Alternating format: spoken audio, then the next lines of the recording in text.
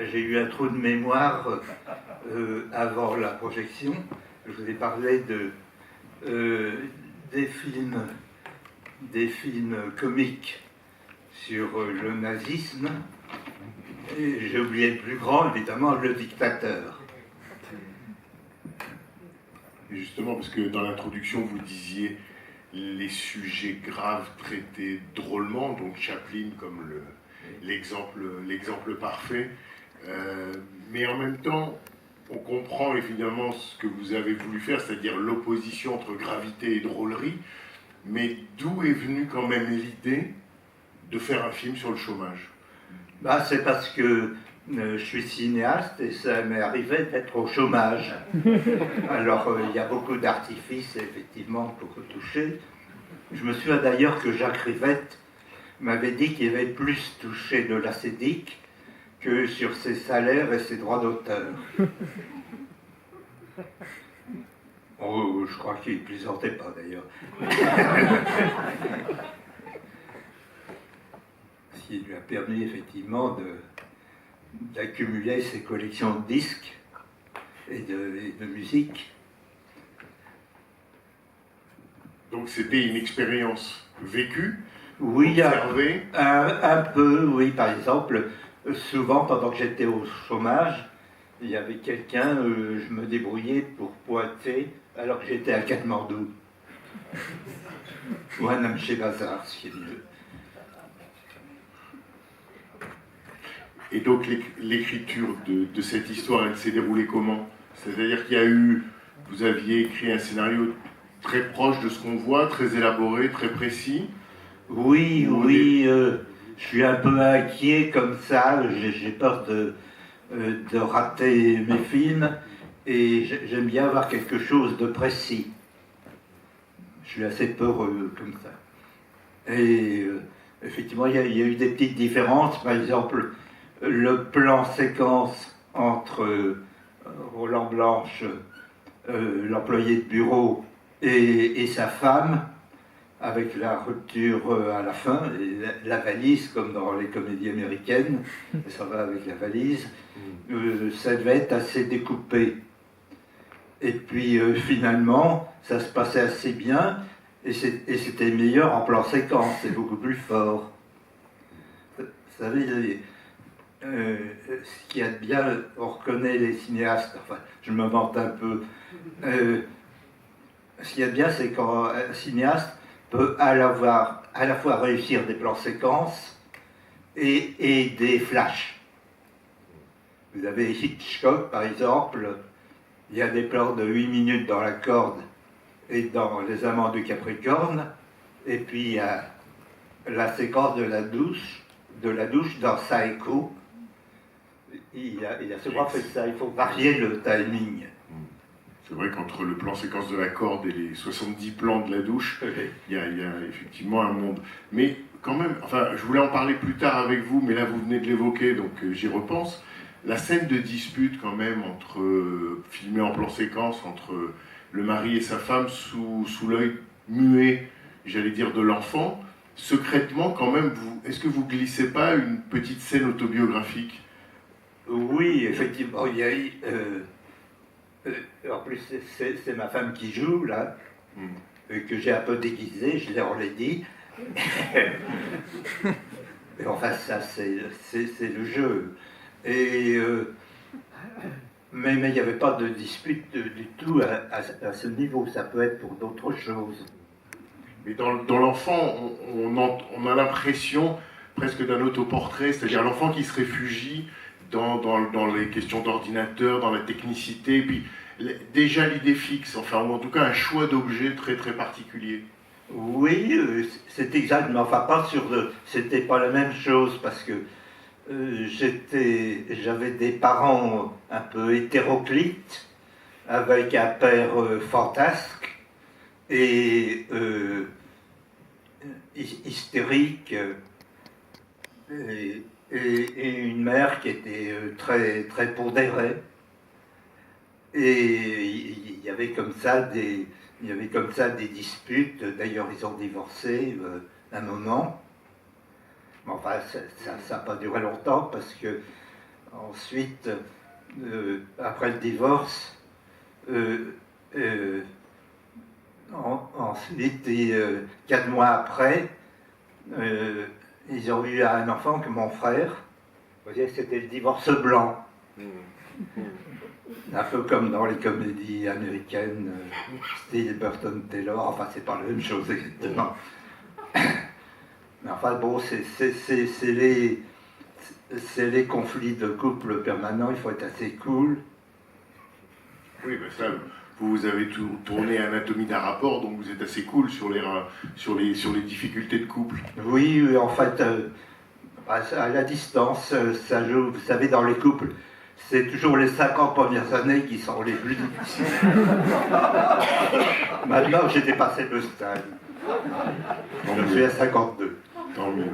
En tout cas, cet enfant, mais tous vos personnages, enfin les trois, celui de Sabine Audepin, celui de Henri Déus, donc le montagnard, et bien sûr le rôle de Roland Blanche, ils sont tous les trois très différents, mais enfin ils ont quand même tous les trois un point commun, c'est l'idée fixe. Oui, oui. Ils sont obsédés, chacun par quelque chose de différent, mais ils sont tous les trois obsédés.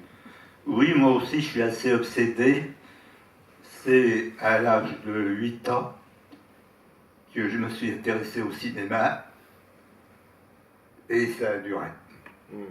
D'abord en allant au cinéma, en étant critique, et puis en étant réalisateur.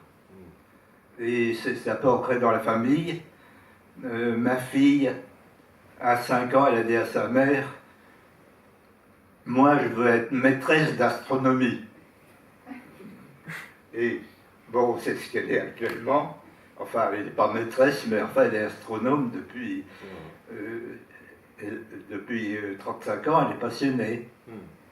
Donc en fait, c'est un éloge de l'idée fixe. Oui, enfin, je connais ça, surtout, c'est pas forcément un éloge, mais ça peut servir. Ça donne une direction, tout. Oui, oui. Et donc, ce film-là, quand même, à la fois, ça faisait des années que vous n'aviez pas tourné un long métrage, et en même temps, il est plutôt, j'allais dire, plus produit, c'est-à-dire il y a plus d'argent sur ce film-là que sur d'autres de vos films. Oui, parce que j'ai dépassé d'un budget. C'est difficile de parler de l'argent parce qu'il y a les dévaluations, mais mon précédent film avait coûté 290 000 francs, et celui-là, on a coûté 2 200 000. Mais enfin, pour la critique, j'étais toujours moulé bout de ficelle, celui qui fait des films pour presque rien, alors qu'il y avait une différence colossale entre les budgets de mes premiers films et un film comme celui-ci. Mais je m'en sors mieux d'ailleurs avec peu d'argent et une petite équipe technique que avec beaucoup d'argent, donc beaucoup de concessions, et une équipe technique gigantesque. Et je suis toujours mal à l'aise parce que quand il y a une grosse équipe avec 15 personnes, eh ben, je suis assez mal à l'aise. Et j'essaie d'éliminer les techniciens. Pas le toi, non, je n'en ai plus aucun, jusqu'ici. Et ben, je me sens plus à l'aise dans des comités, de même pour les acteurs, c'est bien, il faut qu'il n'y en ait pas trop. Et ça marche. Enfin, il y a beaucoup de réalisateurs comme ça qui font des films à petit budget, comme Ozu, Naruse, ou des réalisateurs américains comme Burnett, ou d'ailleurs des documentaristes comme Wiseman. Ça me gêne, je suis plus à l'aise. Fuller, oui, a fait des films très peu chers au début, mais quand même il a eu un tel succès que finalement il a réalisé des films à budget moyen. Et quand vous dites cette économie de tournage en quelque sorte un peu frugale, vous préférez quand vous êtes peu nombreux, ça se retrouve aussi dans votre mise en scène, c'est-à-dire qu'à la limite, vous choisissez la solution la plus évidente, mais aussi peut-être parfois la plus durable, c'est-à-dire que très souvent ce sont des plans fixes, la caméra peut pivoter sur son axe, mais c'est pas non plus, c'est pas une mise en scène échevelée, quoi. Oui, oui, Je crois que j'ai fait que 5 travelling dans ma vie. Enfin, pas mal de panneaux aussi, mais on confond les panneaux et les travelling parce que le spectateur ne se rend pas forcément compte de leur nature si c'est travelling ou panneau. Avec un peu d'adresse, on peut faire passer un panneau pour un travelling et ça pose moins de problèmes. Il y a 2 travelling dans ce film-là, les travelling en voiture. Ah oui, en voiture bien sûr, oui, je m'excuse, oui. Mais bon, c'est la voiture qui bouge. Mais c'est comme faisaient, je dirais presque les frères Lumière quand ils voulaient faire un travelling. Ils se mettaient dans la cage d'ascenseur de la Tour Eiffel ou ils montaient dans un train. Oui, bon, c'est Promio, le premier qui a utilisé le travelling en bateau. L'opérateur Lumière. Oui. Je ne me souviens plus exactement si c'était pour Lumière ou... Enfin, mais quand vous faites j'ai un trou de mémoire. Quand vous faites le travelling sur les façades d'immeubles, oui. Qu'est-ce que c'est votre idée là? C'est de montrer la standardisation? Oui, bien sûr. Soit on monte, soit on descend, mais c'est toujours la même chose. Donc, aller ailleurs, c'est comme si on restait au même niveau, bien souvent. Bon, il y a les mouvements d'appareil qui sont faits sur la surprise, bien sûr. Ou en bout de panneau, on a quelque chose de surprenant. Mais oui, dans les contrebandières, j'avais un mouvement sur la droite et ensuite qui revenait sur la gauche. Avant, c'était le monde d'avant, parce qu'il y avait eu depuis un changement de frontière et un changement de régime. Et puis après, sur la gauche, après le changement de régime, on voit que c'est exactement la même chose. Ce qui fait que la gauche m'en a un peu voulu de ça. Parce qu'effectivement, même politiquement, on peut dire que ce film-là n'est récupérable par aucun parti. Parce qu'on peut se dire, d'une certaine manière, on pourrait se dire, le personnage du montagnard, en fait, ça doit être quelqu'un qui a lu Guy Debord, c'est ainsi de suite, il veut ne travailler jamais. Mais en fait, lui, il déploie, je dirais presque à l'italienne, toute cette énergie pour surtout pouvoir continuer à faire ce qui lui plaît, c'est-à-dire se balader, quoi. Oui, ce qui est un travail. D'ailleurs, des fois, on m'interroge, on me demande si je me sens plus critique ou réalisateur de films. Je leur dis, bon, je sais pas, moi, je suis surtout un trekker. En général, ça fait rigoler, d'ailleurs.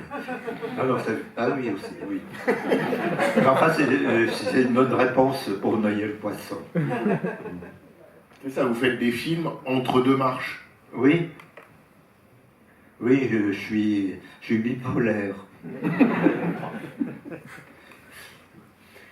La ville et la campagne, déjà, où il y a 2 figures de femmes très différentes.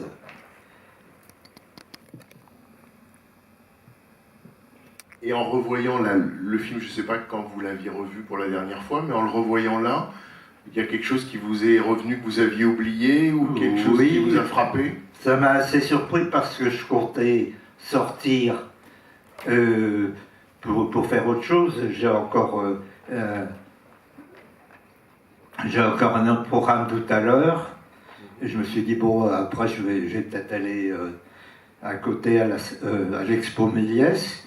Et puis, comme il y avait une bonne ambiance, je suis resté. Enfin, je suis peut-être un peu présomptueux, un peu bêcheur, mais ça m'avait assez plu. C'est l'égocentrisme, c'est fréquent chez certains réalisateurs. Il y a pire.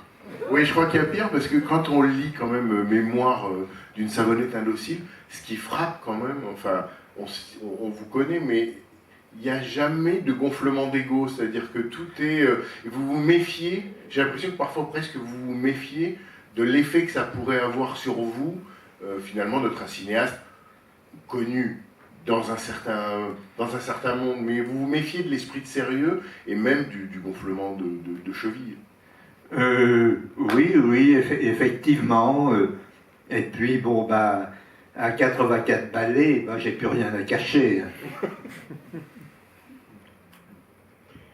Et sur par exemple, certaines situations de jeu dans le film, Oui. Je pense particulièrement à la scène avec Sabine Audepin et Henri Hus quand ils sont au lit.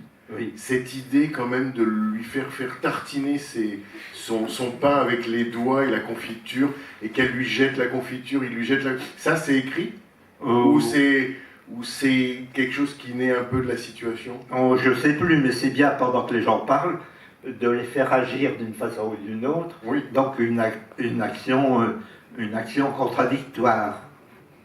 Ça, c'est une des lois du cinéma.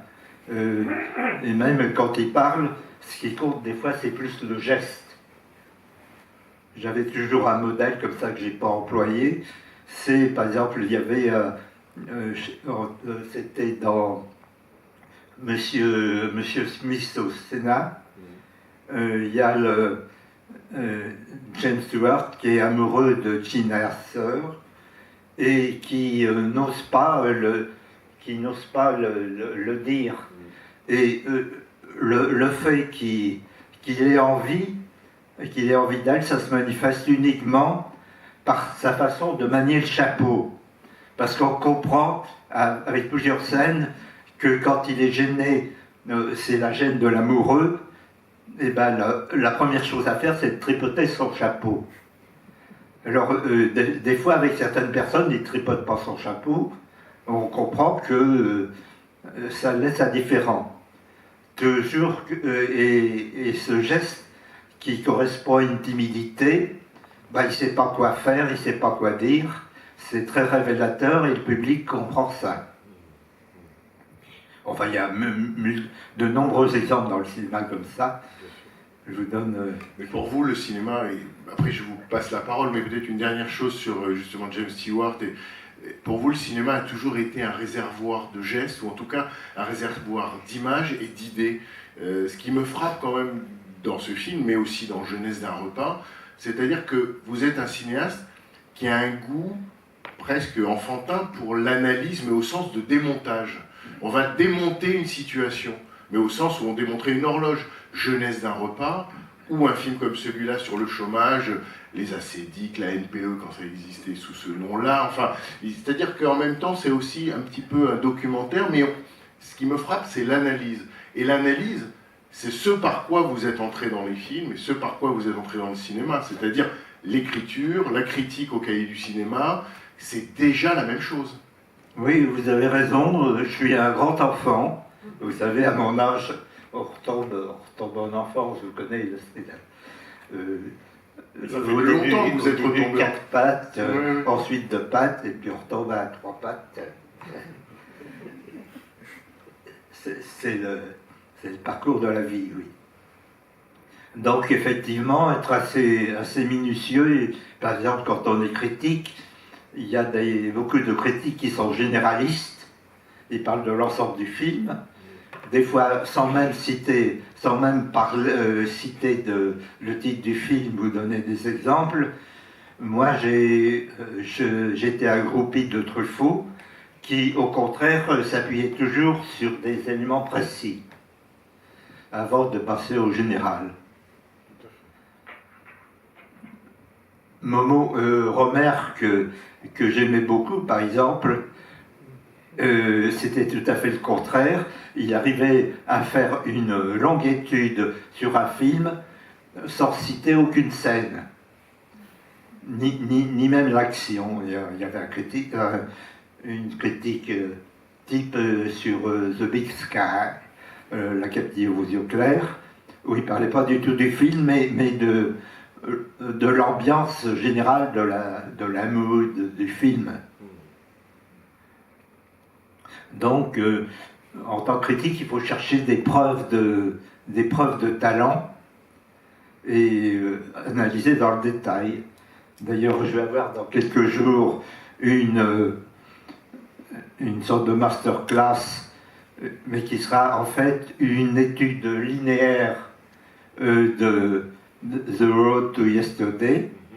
Et c'est quelque chose qui me plaît parce que on suit le metteur en scène dans chacune de ses actions, et on peut expliquer. Enfin, justement pour expliquer, donc ça sera la séance où vous avez programmé le film de Cécile B2000, oui. The Road to Yesterday, qui est donc un film muet, oui. et en quelque sorte vous allez le bonimenter, mais analytiquement, c'est-à-dire pendant la projection de ce film muet, vous commenterez et vous direz ce que vous avez envie de dire de tel ou tel, mais là littéralement, de tel plan, voilà, oui, littéralement. C'est ça. Donc là, d'une certaine manière... J'espère ne pas être qu'un bonimenteur. C'est toujours dangereux de trop parler. Mais enfin, j'aime bien ce qui est précis. Et là, en quelque sorte, sont réunis tout ce que vous aimez, c'est-à-dire à la fois l'idée, l'analyse, enfin vous voyez quelque chose et en même temps vous allez pouvoir le montrer puisque ça sera vu en même temps. Quoi. Oui, enfin l'idée, c'est comme c'est un film d'une extrême fantaisie qui est abracadabrant, on peut, la notion d'idée est dépassée. Hein. C'est ça qui est intéressant. Ici aussi, vous vous autorisez, entre guillemets, à dépasser la notion d'idée, parce qu'il y a à la fois le plan de la réalité, enfin ce qu'on suit dans la réalité, et puis il y a les rêves. Il y a un moment, vous êtes toujours très démocratique, c'est-à-dire que si un personnage rêve, l'autre aussi, le troisième aussi. Hein. Vous n'oubliez jamais personne dans l'équation. Ben, c'est les rêves parallèles, oui. Parce que de même que le cinéma, ça peut être à la fois du documentaire et de la fiction, il faut essayer de ne pas privilégier l'un et l'autre. Des fois, le public ne sait pas si c'est du lard ou du cochon. C'était d'ailleurs le titre primitif de mes mémoires, mais ce titre était un peu trop... non, on le lisait un peu trop fréquemment dans la presse, donc j'en ai changé. Mais comme je me sens quand même un petit cinéaste, eh bien je prends un avantage en cherchant le meilleur dans le documentaire et le meilleur dans la fiction, ce qui est contradictoire, puisque là vous voyez il y a des éléments de documentaire, notamment sur le travail à la NPE, ou ce qui se passe, mais tout est exagéré et stylisé, et effectivement lyrique. Avec, par exemple, on en parlait tout à l'heure avec Sabine, il y a l'employé de l'ANPE qui tire sur les membres du syndicat de l'ANPE parce qu'elle pense qu'ils veulent la descendre, étant donné qu'elle va tuer l'ANPE en résorbant le chômage. C'est vrai que c'est une scène pas banale. Oui. Ça se produit pas tous les jours. Mais alors, juste à propos de cette scène, mais peut-être je me plante complètement, mais la manière dont Sabine, à ce moment-là, prend une certaine pause pour tirer la jambe droite étendue vers l'arrière, je me suis dit, c'est pas possible. Luc Moulet a voulu rendre hommage à Gena Rowlands dans Gloria de Cassavetes. Est-ce que vous y avez pensé, vous ou pas Voyons.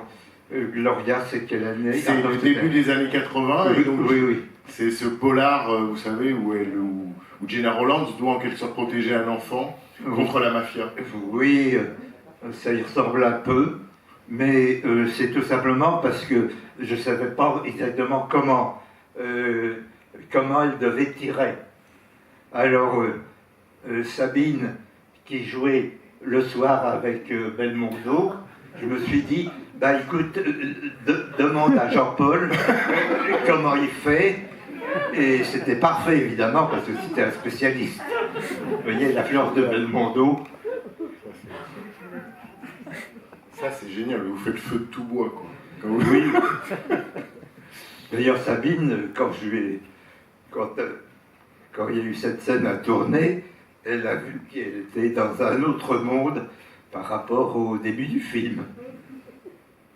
Je me suis dit surtout qu'il ne m'arriverait pas souvent de jouer Je me suis dit qu'il ne m'arriverait peut-être pas très souvent de me retrouver dans cette situation avec un flingue et comme ça. Dans cette pose absolument inoubliable. Ouais. Absolument inoubliable. Non, évidemment, c'est pas ton créneau, hein, Sabine. Mais ça peut le devenir. Oui, c'est ça qui est intéressant. Je compte sur toi, Luc. Mais on sent aussi que la montagne, c'est pas totalement votre créneau non plus. Alors, non seulement c'est pas mon créneau, mais alors ce que je trouve vraiment formidable, c'est qu'on a l'impression que qu'il y a un précipice derrière moi et tout, alors qu'en fait la caméra est vraiment très très bien placée, car je ne risquais absolument rien, mais on a une impression de danger, oui. alors là, à mon avis, ça vient des films avec Laurel et Hardy et les gratte-ciel. En fait, ils ne risquaient rien et on a peur pour eux. Là, c'est exactement là. Mais quand même, Luc est aussi un peu sadique, parce que la montagne que vous choisissez, ces pierres, là, cette ardoise, là, c'est pas possible. Mais il veillait beaucoup à notre bien-être, parce que si je ne me trompe, c'est sur ce film que il y avait une partie de l'équipe qui crapahutait avec un énorme chaudron avec des haricots dedans et des saucisses reboratives et réconfortantes.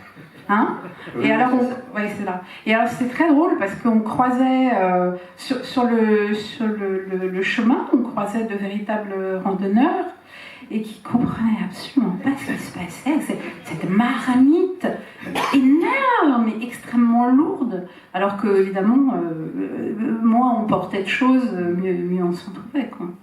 Et alors on s'arrêtait parce que Luc veille au bien-être de son équipe, et on s'arrêtait pour goûter ces choses très bonnes. Oui, ça a le mérite. C'était pas moi, c'était mon producteur qui tenait au corps. Qui me disait. Oui.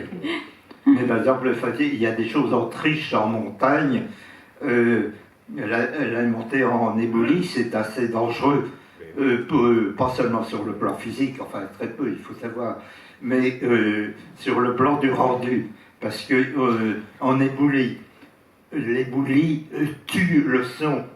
On peut pas parler, le texte s'entend pas. Alors le truc, c'est au bout de 2 ou 3 secondes, on fait marcher les acteurs à 2 mètres des éboulis.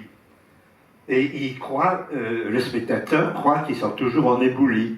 Mais on peut entendre le dialogue très bien en gardant cette illusion, parce qu'on remet une surcharge d'éboulis qui sont des sons off, et ça fonctionne. J'ai une très bonne technique là pour tournage en éboulis. Je crois que comme je suis prétentieux, je suis le meilleur réalisateur pour les scènes en éboulis. Je confirme. Moi, j'ai absolument ce sentiment en lisant les mémoires, c'est qu'en fait, c'est si vous n'avez pas pensé aux problèmes qui risquent de vous arriver, lisez donc les mémoires, vous aurez peut-être quelques astuces pour y répondre. Oui, enfin... Par exemple, le tournage en éboulis, bon... oui, il y a le tournage en sphaigne aussi. Pourquoi ? Les sphaigne ou fagne, ou le terme fondrière, qui vous parle le plus, est aussi très délicat. Parce qu'on enfonce le pied de 10 ou 20 cm, c'est tantôt terre, tantôt eau. J'avais à peu près résolu le problème. Donc, je suis spécialiste du tournage en fondrière. Et vous êtes spécialiste du tournage sur des terrains souvent meubles, oui. Souvent le terril, il y a souvent de la difficulté, quoi. Oui, c'est bien comme ça d'avoir une confrontation avec la difficulté. On ne voit pas toujours les acteurs dans ces lieux-là, ou en roubine. Mais enfin, c'est un peu dépassé pour moi, parce qu'il y a 15 jours, j'étais en roubine, qui est mon terrain favori. Vous allez voir un film sur moi qui s'appelle L'homme des roubines. De Gérard Courant. Oui, et dans les roubines, c'est des badlands, des marnes qui sont assez dangereuses, des marnes noires qu'on trouve chez Sergio Leone ou dans divers westerns américains. Donc des pentes noires sans végétation. Et il y a 15 jours, je me suis trouvé coincé sur un chemin, parce que, effectivement, je suis un vieillard et ça ne fonctionnait plus. Ma femme m'a aidé à me dépêtrer de là, mais je ne pourrais plus tourner en roubine, ni même aller en roubine. Enfin, il y a 84 ans, faut pas trop demander. Peut-être on va prendre juste une ou deux questions, ou alors ce qu'on peut faire, plutôt que de... Enfin, c'est comme vous voulez, sauf si vous avez une question intempestive, c'est que de toute façon, on va se retrouver, si vous le voulez bien, avec Luc Moulet sur la mezzanine de la Cinémathèque, devant la librairie. Et peut-être, moi, en ce qui me concerne, une dernière chose, la grande tirade de Sabine Audepin, là, son grand monologue sur tout d'un coup, elle entre en transe. Est-ce que, bon, j'imagine ça évidemment, c'était très écrit, mais est-ce que là, justement, on se dit que vous êtes allé chercher Sabine parce que justement, c'était une actrice de théâtre et qu'elle avait cette capacité à dérouler un texte? Oui, d'ailleurs, je suis assez familier avec. J'aime bien les actrices de théâtre. J'ai fait 5 films avec Françoise Vatel, qui était la muse d'Audiberti. Il avait écrit une pièce pour elle. Puis aussi Sabine Audepin ou d'autres encore. Effectivement, il y a aussi en même temps un côté théâtral dans mes films. Enfin, pas seulement, parce qu'il y a des extérieurs. Mais c'est bien aussi le théâtre en extérieur. Les allers-retours. Donc, oui, j'ai été influencé. J'avais vu ce qu'il avait fait. Ça a failli être une autre actrice, mais qui était morte avant que je puisse tourner. Et automatiquement, j'avais la second best qui était Sabine Audepin. Elle m'en voudra de dire ça, mais c'était Dominique Lafin. Oui, Dominique Lafin. Oui. Mais c'est ça la réalité. Qui était prodigieuse dans 2 films, Tapage nocturne et puis le film de Doyon. La femme qui pleure. La femme qui pleure, oui. Une ou deux questions ou plutôt à Luc sur la mezzanine? Bon. On s'en tient là pour l'instant? Bah oui, de toute façon. je dois dire que bon, le chômage, ça a toujours été au cœur de notre vie. Ma mère était dans une situation délicate après la mort de mon père qui était très peu prévoyant et que je me suis débrouillé, j'ai foutu au chômage, donc elle a une retraite avec de fausses fiches de paix. Ça vous racontez, oui, que en fait vous étiez tous les deux dans une sorte d'emploi fictif. Non, il y a le criss-cross. Moi, j'ai une association 1901 qui employait ma mère, et elle avait une association 1901 qui m'employait. Comme on avait des noms différents, étant donné qu'elle est divorcée, ça passait très bien. C'est ça, et vous l'avez licenciée. Oui, pour qu'elle puisse toucher le chômage. Oui. Parfait. Bon, c'était un peu plus compliqué. J'en doute pas. Que ça, parce que c'était des fausses fiches. En fait, c'est pas tous les jours qu'on peut licencier sa mère. Si je vous racontais toutes les astuces. Ok. La vie est une suite d'astuces et de faux semblants. Je me souviens toujours qu'un jour, au Festival de Venise, j'étais producteur d'un film de Marguerite Duras, et puis un critique italien m'a demandé « Est-ce que vous êtes Marguerite Duras ?»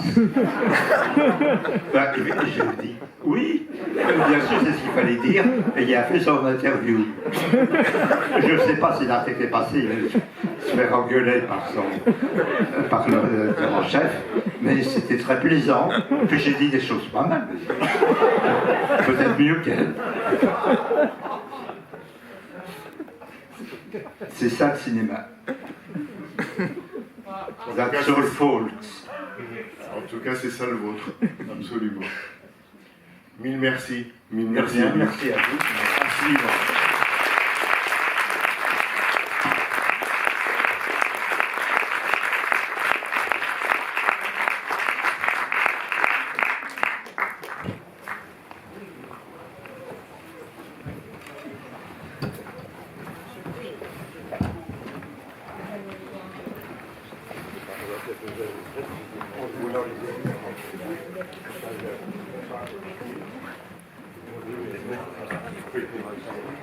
Je crois.